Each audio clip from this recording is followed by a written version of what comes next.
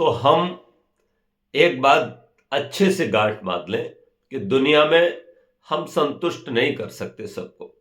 हम प्रयास तो कर दें। अब एक बार कहा जाता है कि भैया सच बोलो।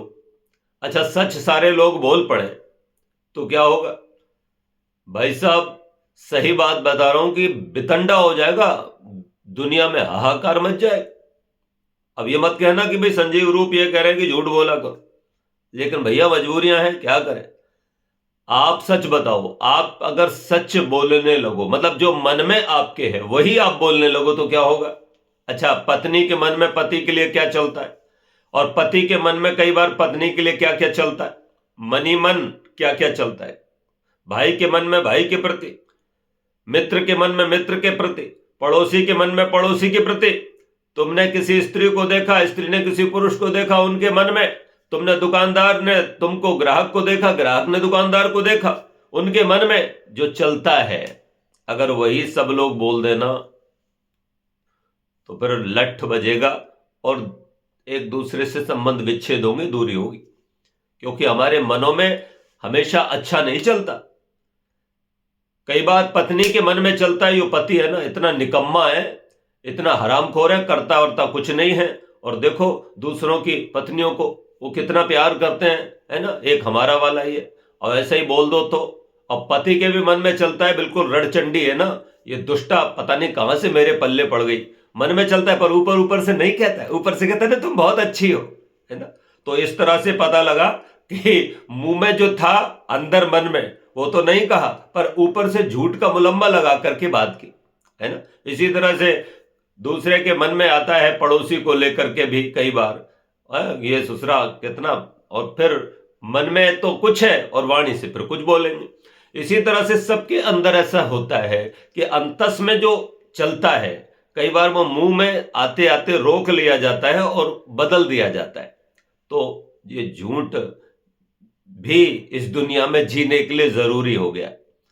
अब झूठ जरूरी हो गया है, इसीलिए जब तुम झूठ बोलते हो तो मन में कहीं ना कहीं भय भी बना रहता है। और जो तेज आना चाहिए आपके मुखमंडल पे, जो पवित्रता आनी चाहिए भगवान राम की तरह, है ना, महर्षि दयानंद की तरह, वो नहीं आ पाती। क्यों नहीं आ पाती? क्योंकि मन में जो होता है वो वाणी में नहीं होता। और संत किसे कहते हैं? संत उसे कहते हैं जो मन में है वही वाणी में हो। मेरे मन में मेरे पत्नी के प्रति, पत्नी के पति के प्रति, भाई के भाई के प्रति, मित्र के मित्र के प्रति, ग्राहक के दुकानदार के प्रति, दुकानदार के ग्राहक के प्रति, बाकी दुनिया के तमाम लोगों के प्रति आपके मन में कभी भी कुविचार नहीं आना चाहिए, हमेशा सुविचार आना चाहिए। ध्यान रखना, जो व्यक्ति हमको दे रहा है मन में कुछ गालियां, जो व्यक्ति हमको बुरा कह रहा है ना, कई बार जब हम किसी के साथ कठोर व्यवहार करते हैं उसके मन में भी आता है, बच्चों के तक मन में आ जाता है, मन ही मन टीचर उनको दंड दे रहा होता है और टीचर के प्रति बच्चे के मन में पता नहीं क्या क्या आ जाता है। तो वो बोल थोड़ी पाता है, लेकिन वो मन ही मन जो सोचता है वो अपने मित्रों से भी कहता है ना, बड़ा खूसट है, बहुत बहुत ही बुरा है ये, पता नहीं ससुरा ये मरी जाए तो अच्छा है, लेकिन मुंह से नहीं बोलता। पीठ पीछे जाके आपस में बच्चे बातें करते हैं, ये टीचर तो बहुत खराब है, ये अफसर तो बहुत खराब है, सामने वाले को थानेदार बहुत खराब है, लेकिन सामने जाएंगे तो है आप बहुत अच्छे हो। नेताओं को लेकर भी, है ना, नेताजी तो बहुत अच्छे हैं, पीछे पीछे उसकी फिर निंदा करते हैं। तो ये सब चीजें बिल्कुल गलत होती हैं, व्यक्ति को कमजोर करती हैं। यदि व्यक्ति को सबल होना है, तेजस्वी होना है, तो जो मन में है वही वाणी में हो, जो वाणी में है वही कर्म में हो।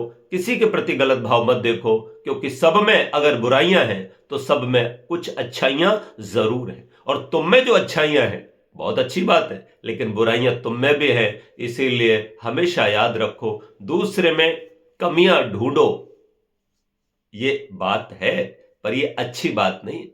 दूसरे की कमियां भी देखो, लेकिन इसलिए देखो कि वो उन कमियों के कारण कहीं नीचे तो नहीं है।